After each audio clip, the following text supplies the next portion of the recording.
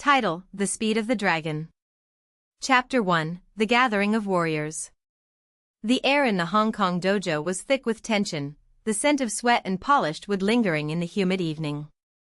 Bruce Lee stood at the center of the room, his lean, muscular frame coiled like a spring, his dark eyes sharp with focus. Around him, a small group of martial artists, students, fighters, and admirers, watched in silent awe as he demonstrated his lightning-fast chain punches, his fists a blur of motion. Among the onlookers was Bill Wallace, a towering American karate champion with a reputation for speed and power. Wallace, known as Superfoot for his devastating roundhouse kicks, had traveled to Hong Kong to train and spar with the best. He had heard the legends of Bruce Lee, the man who had revolutionized martial arts with his philosophy of Jeet Kune Do, the way of the intercepting fist. But Wallace was not one to be easily impressed.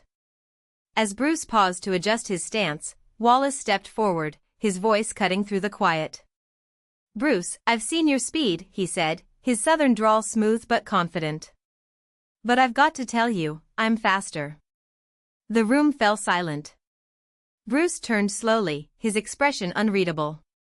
He had faced skeptics before, men who doubted his skill, his speed, his very philosophy. But Wallace was no ordinary challenger. He was a world champion, a man who had dominated the full-contact karate circuit with his unmatched footwork and precision. Bruce smiled, a faint curve of his lips that held no malice, only curiosity. "Is that so?" he replied, his voice calm. "Then let's see." Chapter 2: The Challenge. The dojo cleared, leaving only Bruce, Wallace, and a handful of trusted observers. The rules were simple: no protective gear, no full-contact strikes, just a test of speed and reaction.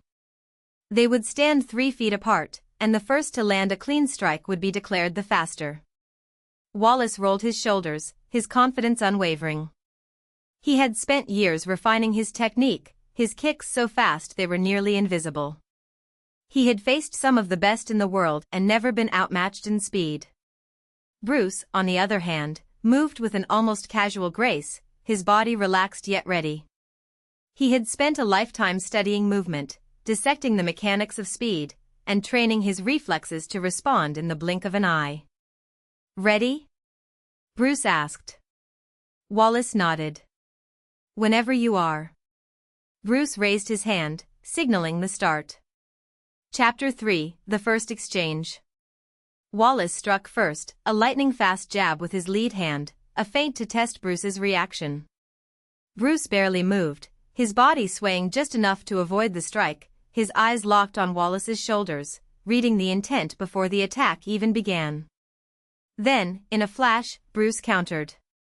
His own jab shot out like a viper, stopping just short of Wallace's face. Wallace blinked, surprised. He had expected to land first. Again, Bruce said, resetting his stance. This time, Wallace launched a roundhouse kick, his signature move, his leg a blur of motion. Bruce shifted his weight, pivoting just enough to let the kick pass harmlessly by. Then, in the same instant, his hand snapped forward, his fingers stopping a hair's breadth from Wallace's throat. Wallace exhaled sharply. He had not even seen the strike coming. Chapter 4: The Lesson in Speed. Wallace stepped back, his confidence shaken. He had trained for years to be the fastest, yet Bruce had not only matched him, he had anticipated him. Bruce lowered his hands, his expression thoughtful. "Speed is not just about how fast your limbs move," he said. "It's about perception. About seeing the attack before it happens. About moving with your opponent, not just against them." Wallace frowned. "I don't understand." Bruce smiled. "Let me show you." He motioned for Wallace to attack again. This time, instead of reacting, Bruce led. He shifted his weight subtly, inviting Wallace to strike. When Wallace's kick came, Bruce was already moving, not away, but into the attack, intercepting it with a counterstrike that landed before Wallace's kick could fully extend. Wallace staggered back, stunned. "That's Jeet Kune Do," Bruce said. "The art of intercepting." Speed is not just about being fast, it's about being efficient. About using the least amount of movement to achieve the greatest result. Chapter 5, The Respect of Warriors. Wallace stood in silence for a long moment, processing what he had just experienced. He had come to Hong Kong thinking he was the fastest. Now, he realized, he had much to learn. "You're right," Wallace admitted, extending his hand. "I was wrong." Bruce shook it firmly, his smile warm. "No, you were just seeing with new eyes. That's how we grow." The two men spent the rest of the evening training together, Bruce sharing his insights, Wallace absorbing them like a sponge. By the time the night ended, Wallace had gained not just a new understanding of speed, but a new respect for the man who had mastered it. Epilogue, The Legacy of Speed. Years later, Bill Wallace would often tell the story of that night in Hong Kong, the night he learned that true speed was not just about the body, but about the mind. Bruce Lee's lessons stayed with him, shaping his own approach to martial arts and competition. And though Bruce Lee was no longer alive to witness it, his philosophy lived on in the fighters he had inspired, men like Wallace, who carried the dragon's wisdom forward, proving that speed was not just a measure of time, but of understanding. The end. A ultima litsao. Os anos que se seguiram aquila noite Hong Kong foram marcados por vitórias e derrotas, mas nenhuma delas aboliu a essência do que Wallace havia aprendido. Ele se tornou campeão mundial de karate, não respeitado nos tatames, mas sempre que alguém lhe perguntava sobre esse segredo, ele sorria e dizia, "Bruce me ensinou que a velocidade não é apenas mover esse rápido, mas saber quando não esse mover. No entanto, nem tudo foi gloria." Em 1980, durante torneo Las Vegas, Wallace enfrentou adversário que parecia ter estudado cada desses movimentos. O lutador, jovem prodigio chamado Rafael Mendoza, era mais rápido, mais técnico, e, acima de tudo, impiedoso. Cada golpe de Wallace era antecipado, cada finta neutralizada. No terceiro round, Wallace sentiu o peso de derrota se aproximando. Foi então que lembro das palavras de Bruce, a velocidade é uma ilusão.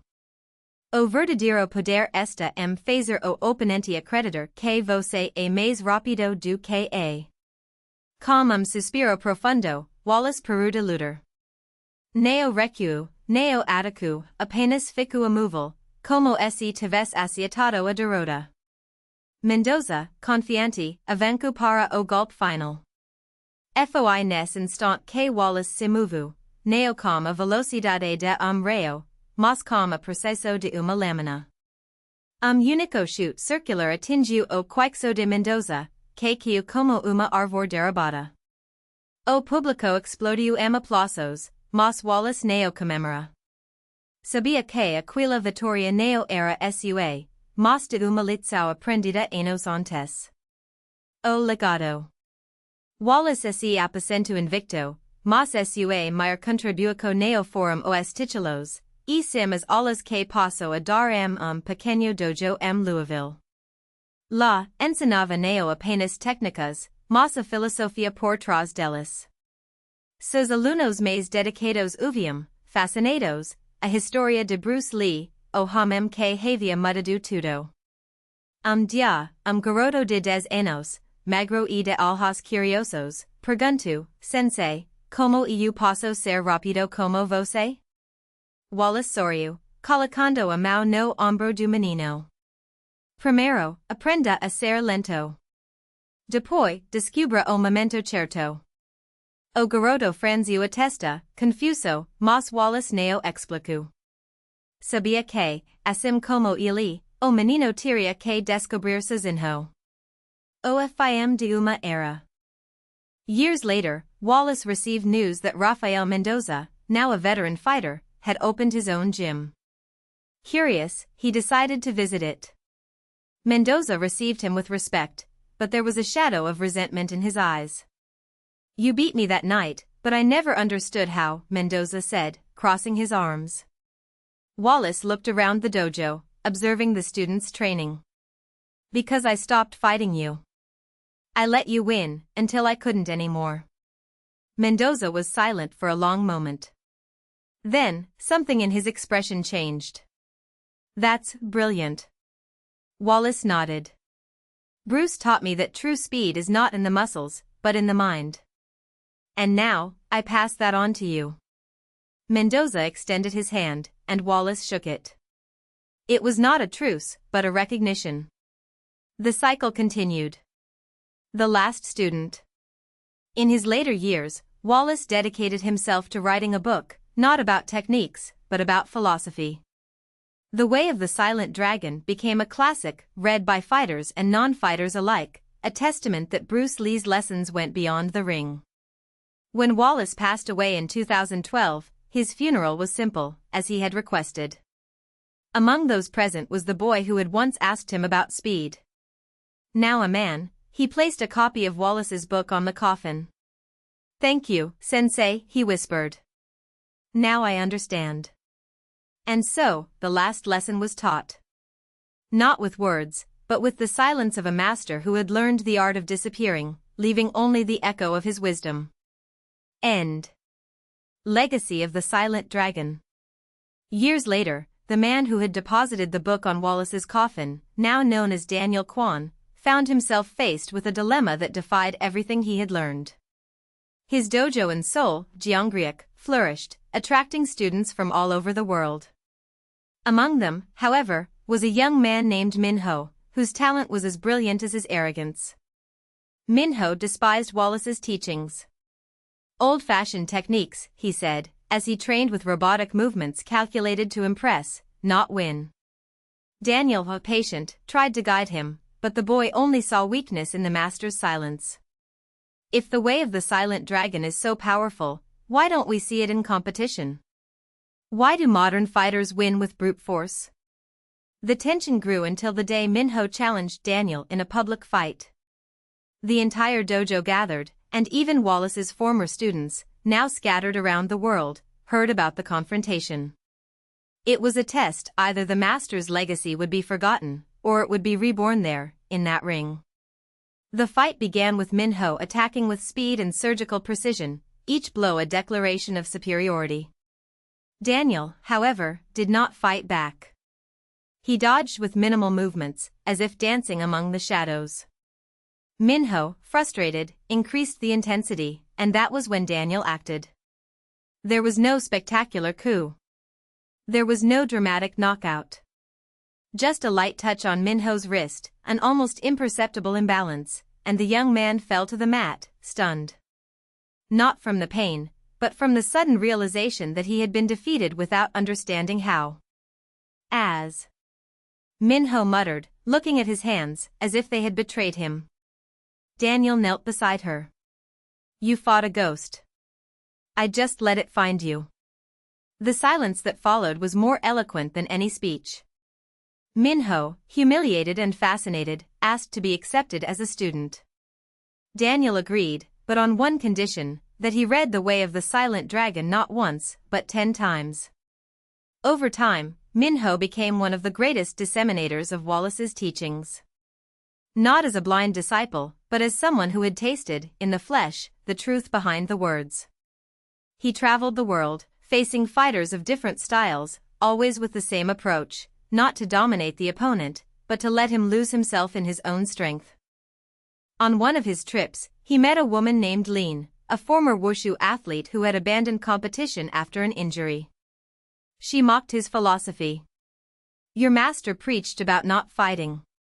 But the world doesn't work like that. Sometimes you have to break bones to be heard." Minho smiled. "Or maybe we need to let the other person break their own." They faced each other in a private challenge. Lin attacked with fury, but Minho, like Daniel before him, just moved, until, in an instant, she found herself on the ground, not knowing how she got there. Anger gave way to curiosity. "Teach me," she asked.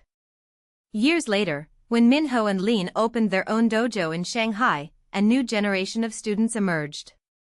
Among them, a girl named Mei, who, like Minho in his youth, questioned everything. "Why can't we use force? Why must we be so passive? Minho looked at Lin, who smiled. Because, May, true power isn't in winning. It's in making someone else realize that they never had to fight. And so, the cycle continued. Not like an unbreakable current, but like a river that adapts to the terrain, always flowing, always changing, but never losing its essence. In the end, Wallace's legacy wasn't in the scams, or the trophies, or even the books. It was in the silence between words, in the pause between movements, in the moment when the student finally understood that the true master was not the one who taught, but the one who made the disciple see for himself. And when May one day became a master, she knew that the cycle had been completed. Not with an end, but with a new beginning. End. The weight of silence. Years later, May was no longer the girl who questioned her master's passivity. Now, with gray hair at her temples and her hands marked with almost invisible scars, she watched her own students in the temple courtyard, where the wind carried the smell of damp earth and burning incense. Among them, a fierce-looking young woman, Jean, crossed her arms as she listened to the instructions. Why should we repeat the same movements? Jean asked, impatiently. If true power lies in not fighting, why do we train so much? May smiled, but didn't respond right away. Instead, he walked to an old well in the center of the courtyard and pointed to the still water. Throw a stone, he said. Jean hesitated, but complied. The sound of impact echoed, and ripples spread out in concentric circles. May waited until the surface became still again. Water cannot resist the stone. It accepts it, surrounds it, and then forgets it. But if you try to contain the stone with force, it will break you. Training is not about repeating movements. It is about learning to not be the stone. Jean frowned, but before he could retort, a bang came from the temple gates. Armed men, dressed in the symbols of a rival faction, invaded the courtyard. In front of them, a warrior with deep scars on his face raised a sword. May, he growled. Wallace betrayed us. His legacy is a lie. Today, we will prove that strength defeats philosophy. May's students instinctively positioned themselves, ready to fight. But she raised her hand, stopping them. No. The warrior laughed. Then you will die like a coward. He lunged forward, the blade slicing through the air towards his neck. May didn't move. At the last moment, Jean jumped forward, deflecting the blow with a stick. The courtyard erupted in violence. May's students fought with technique, but the invaders were more numerous, more brutal. May remained still, watching. When one of the attackers attacked her from behind, she turned with a fluidity that seemed to defy gravity, and her hand found the man's wrist. A subtle, almost imperceptible movement, and he fell to his knees, the sword slipping from his fingers. You didn't fight, he groaned. I didn't have to, she replied. As the invaders retreated, confused and injured, Jean ran towards May, his face red with anger. Why didn't you let us fight back with force? We could have defeated them. May held his shoulders. And what would we have proven? That we are stronger? That we know how to hurt better? True victory is not in destroying, but in making the other person realize that destruction is unnecessary. Jean looked at the invaders, who were now silently moving away, some even lowering their heads. They didn't understand. Some understood, May corrected. The others will need time. But the cycle doesn't break with a single blow. It transforms with each choice. The last teaching. Years passed. Jean, now a respected master, found May on her deathbed, surrounded by slow-burning scrolls and candles. The old woman smiled when she saw her. You came to tell me that you finally understand, May whispered. Jean hesitated. I understood that the world is not like the temple. Out there, people don't want to hear about cycles and silences. They want blood. May closed her eyes. And you think I didn't know that? That Wallace didn't know? The difference between us and them isn't strength, Jean. It's choice. They choose violence because it's easy. We choose silence because it's difficult. What if silence isn't enough? May held his hand. Then you will teach the next generation to choose better than us. When Jean left the room, the wind blew strongly, blowing out the candles one by one. The temple was silent. And the cycle continued.